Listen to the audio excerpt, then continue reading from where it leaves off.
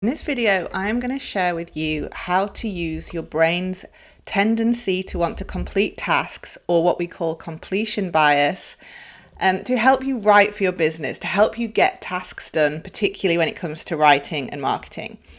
So we know that the brain is compelled to finish a task once we start it. This is why quite often we're not enjoying a book, but we feel like we really need to finish it. We're not particularly enjoying a film or a TV series, but we want to just keep going. Sometimes even when we are desperate to get somewhere, we're really late and we just have to finish emptying the dishwasher or writing that email. The brain just likes to get things finished and completed so it can move on to the next task.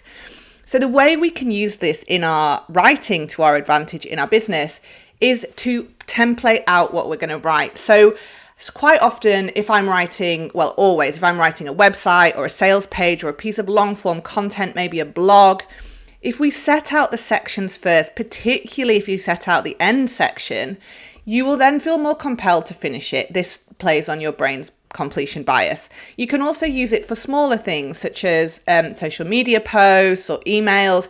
Write out the end, write out the call to action, or at least template out the call to action at the end, or what you want someone to do, or how you're going to conclude your piece of writing.